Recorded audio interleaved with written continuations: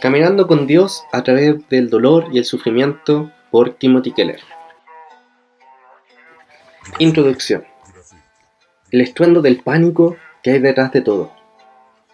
Creo que tomar la vida en serio significa algo como esto, que cualquier cosa que haga el hombre en este planeta lo haga reconociendo la realidad del terror de la creación, del estruendo, del pánico que hay detrás de todo. De lo contrario sería falso. Ernest Becker. El sufrimiento está en todas partes, es algo que no podemos evitar y su alcance generalmente nos abruma. Si pasas una hora leyendo este libro, al acabar habrán muerto más de 5 niños en el mundo por abuso o violencia. Si dedicas todo el día a leer, habrán muerto más de 100 niños de manera violenta. Pero esto es, por supuesto, solo uno de los innumerables tipos de sufrimiento. Cada hora mueren miles de personas en accidentes de tráfico o debido al cáncer. Y cientos de personas se enteran de que sus seres queridos ya no están. Es como si cada día desapareciera la población de una pequeña ciudad, dejando a familias y amigos devastados en un instante.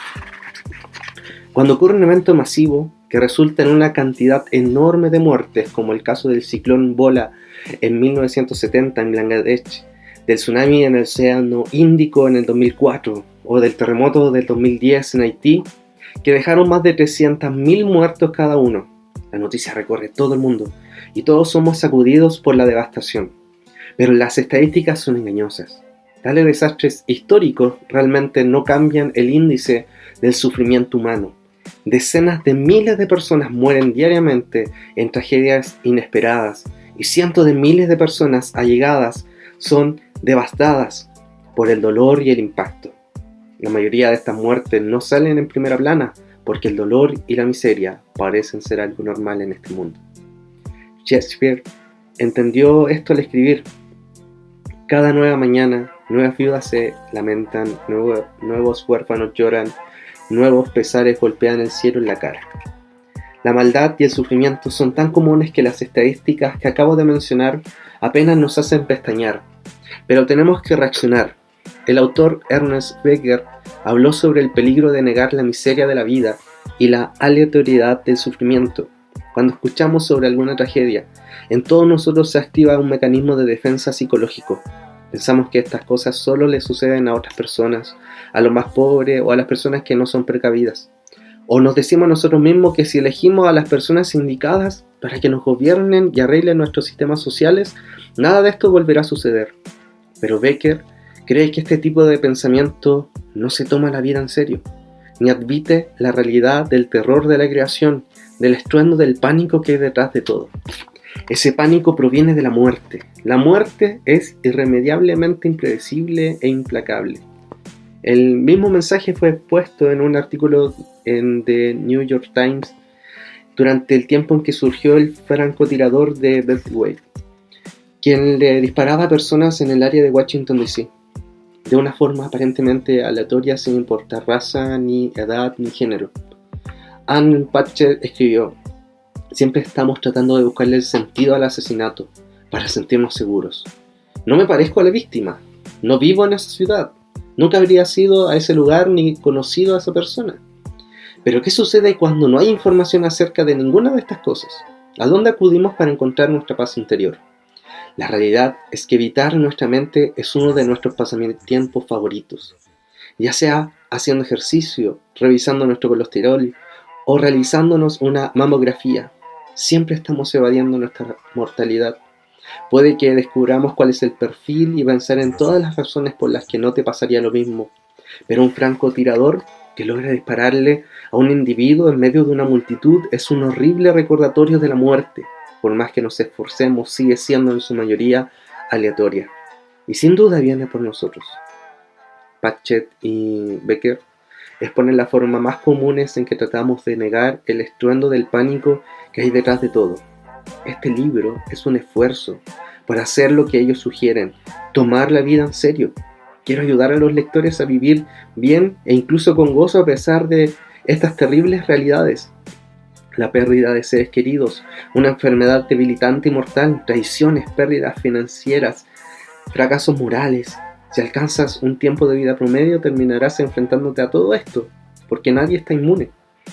Es por eso que no importa qué tan precavidos seamos, en qué tan bien hayamos vivido, no importa cuánto nos esforcemos por mantenernos saludables, prósperos, cómodos con nuestros amigos y familias o exitosos en nuestras carreras, algo inevitablemente lo arruinará.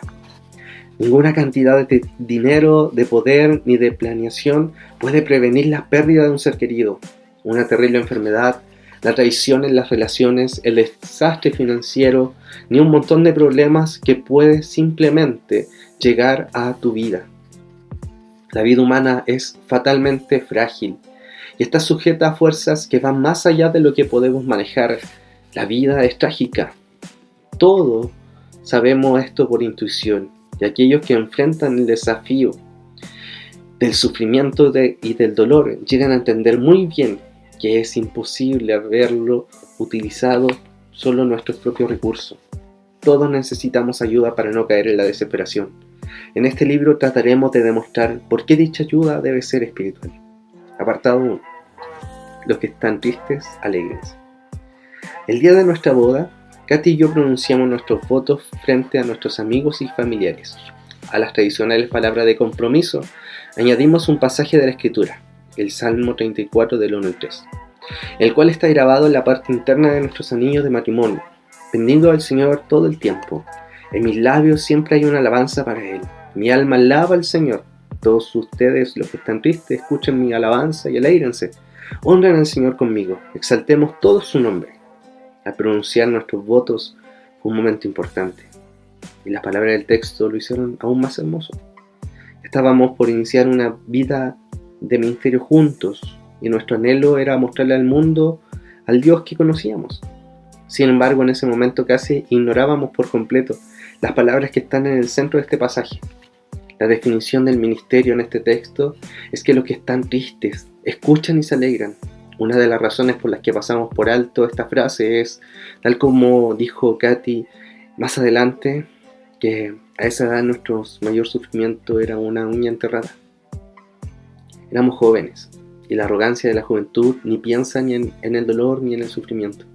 No entendíamos cuán crucial sería ayudar a otros a entender y enfrentar la aflicción, y cuán importante era que nosotros mismos supiéramos enfrentarla. Al iniciar mi labor como ministro, intentaba comprender por qué tantas personas se resistían a Dios y lo rechazaban.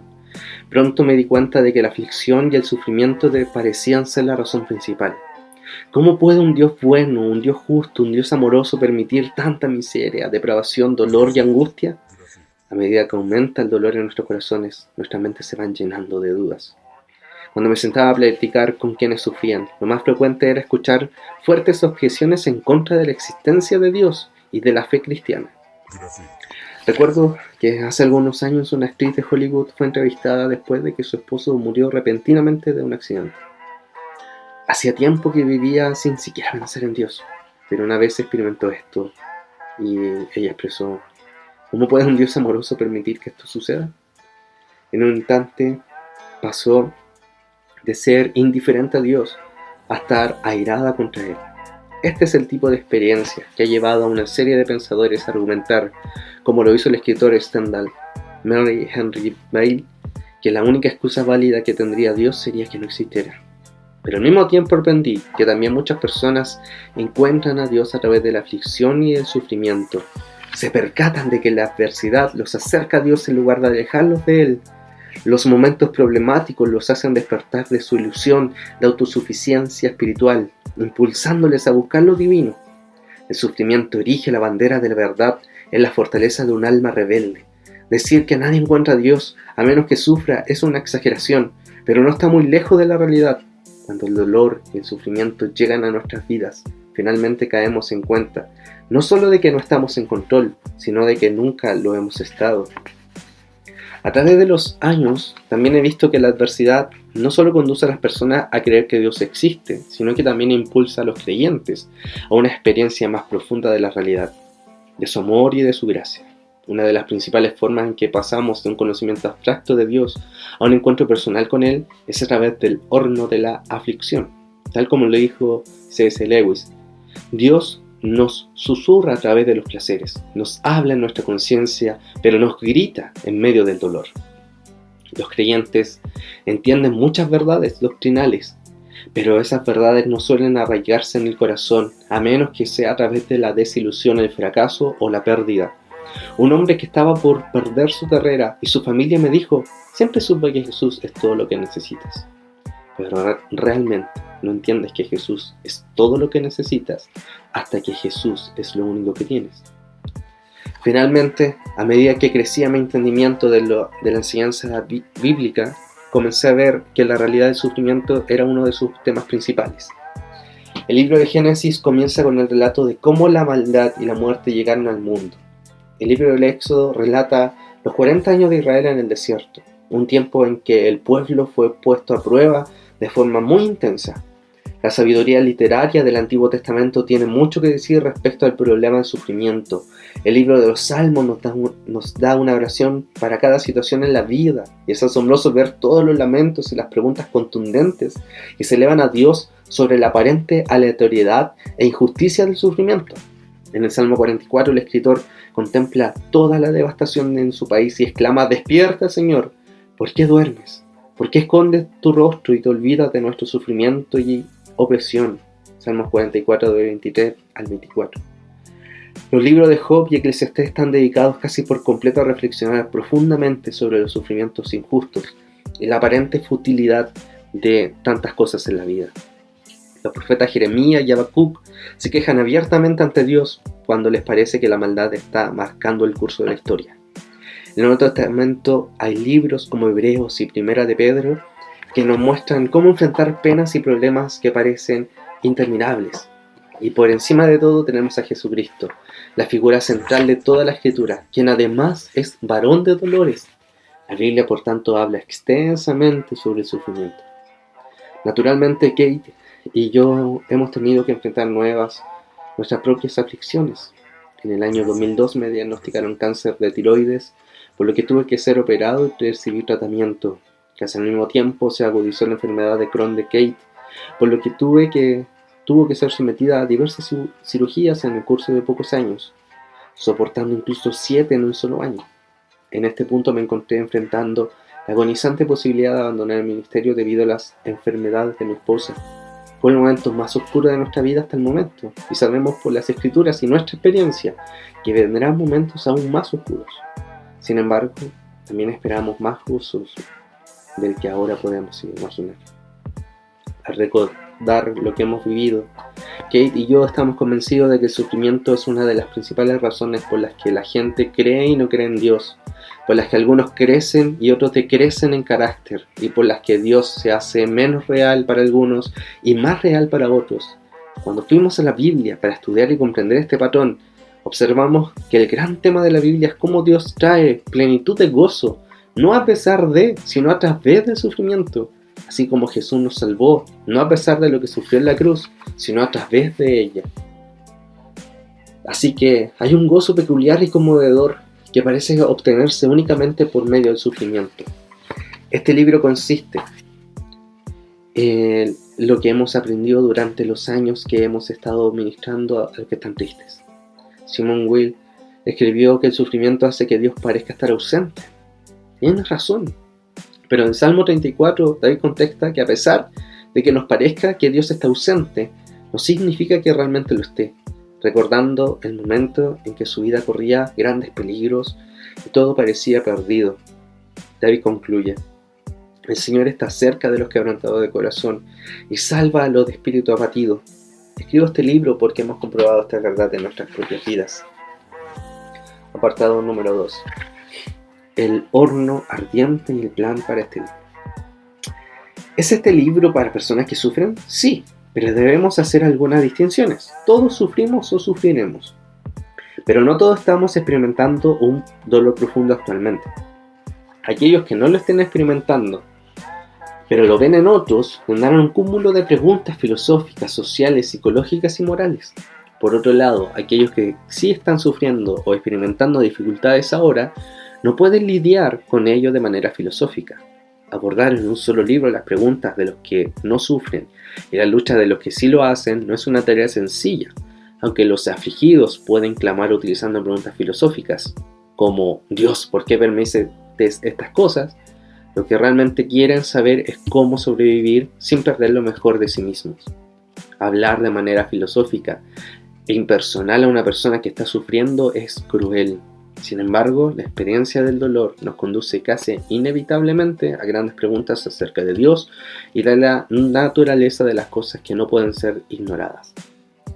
Al leer libros sobre la maldad y el sufrimiento me pareció claro que la mayoría de ellos trataban el tema principalmente desde una sola perspectiva. Muchos libros utilizaban la perspectiva filosófica, considerando si el problema del mal hacía que la existencia de Dios fuera más o menos probable o que el cristianismo fuera más o menos creíble. Otras abordaban el tema teológicamente, agrupando todas las enseñanzas bíblicas sobre el dolor y el sufrimiento. Finalmente, muchos libros abordaban el asunto de manera devocional, escribiendo una serie de meditaciones con el propósito de ayudar a los que sufren a lidiar con su dolor. También había un número más pequeño de artículos y libros que presentaban una perspectiva histórica y antropológica, examinando cómo las diferentes culturas han ayudado a sus miembros a enfrentar los problemas y las pruebas. Cuanto más leía, me parecía más claro que estas diferentes perspectivas se complementaban y que limitarse a una sola forma de tratar el asunto dejaba muchas preguntas sin contestar. Así que he dividido el libro en 3 secciones. Cada una de ellas aborda el tema utilizando algunas herramientas diferentes. Lo que las une es la imagen central del sufrimiento como un horno ardiente. Esta metáfora bíblica es sumamente enriquecedora. El fuego es, por supuesto, una imagen conocida del tormento y el dolor. La Biblia llama a las pruebas y a los problemas caminar por el fuego. Isaías 43:2. O el fuego de la prueba, 1 Pedro 4:12. Pero también compara el sufrimiento con un horno ardiente, 1 Pedro del capítulo 1, del 6 al 7. El concepto bíblico del horno es más parecido a lo que llamaríamos fogón en la actualidad. Cualquier cosa que produzca ese grado de calor es muy peligrosa y poderosa. Sin embargo, si se usa adecuadamente, no destruye. Todo lo que se coloca en el fogón puede ser moldeado, refinado, purificado e incluso adornado. Esta es una hermosa perspectiva del sufrimiento. Si se enfrenta y soporta con fe, solo puede mejorarnos, hacernos más fuertes y llenarnos de grandeza y gozo. El sufrimiento entonces puede utilizar el mal contra sí mismo. Puede frustrar los propósitos destructivos del maligno y producir luz y vida de la oscuridad y la muerte. En la primera parte del libro veremos el horno desde afuera, el fenómeno del sufrimiento humano y la forma en que las diferentes culturas, religiones y épocas de la historia han tratado de ayudar a las personas a enfrentarlo y soportarlo. También veremos el clásico asunto filosófico del problema del mal y qué respuesta podemos darle, debido a que en esta primera sección del libro se analiza una gran cantidad de posturas. Inevitablemente será una discusión más teórica. Es crucial para comprender todo el panorama, pero francamente puede parecerle demasiado abstracta a alguien que se encuentra en medio de la adversidad. La segunda sección del libro comienza a enfocarse en todo lo que dice la Biblia sobre el carácter del sufrimiento. Esta sección inicia un viaje desde lo filosófico hacia lo personal. Casi podríamos decir que al igual que un padre con su bebé, la Biblia nos enseña a caminar paso a paso. La Biblia nos llama a caminar firmemente en medio de las aflicciones y para lograrlo tenemos que comprender lo que nos enseña sobre este tema. Su enseñanza es maravillosa, balanceada y entendible, profundamente realista y aún así sorprendentemente esperanzadora.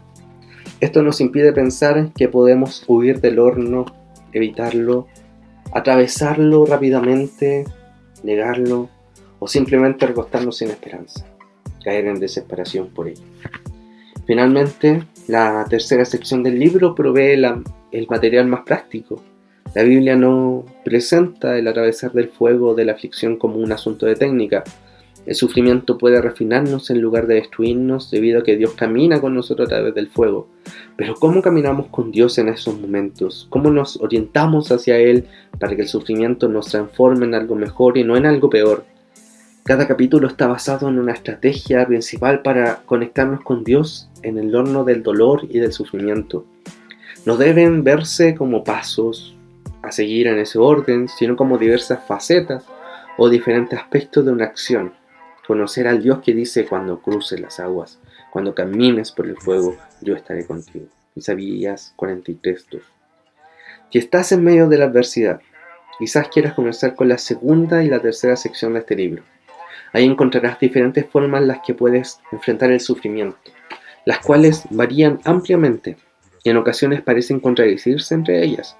Parte del genio de la Biblia como recurso para que los que sufren es su rico abordaje multidimensional.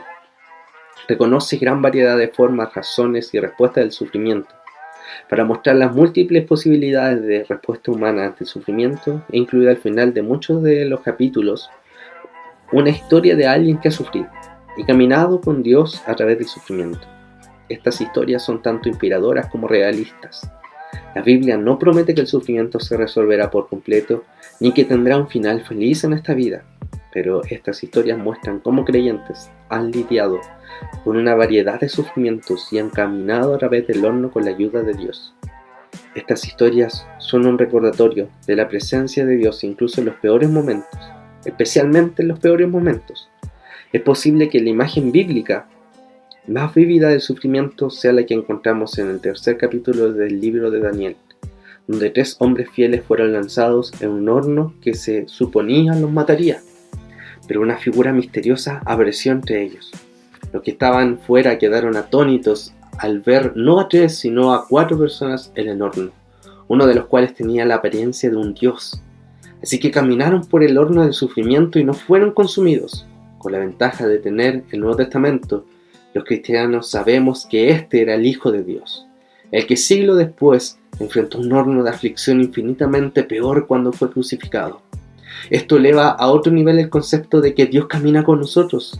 En Jesucristo comprobamos que Dios realmente experimentó el dolor del fuego al igual que nosotros. Él realmente es Dios con nosotros, en amor y comprensión, en medio de nuestra angustia. Se sumergió a nuestro horno para que podamos mirar hacia Él en medio del fuego y saber que no seremos consumidos, sino que seremos transformados a su hermosa imagen. Estaré contigo para bendecir tus problemas y para santificar tu más profunda angustia.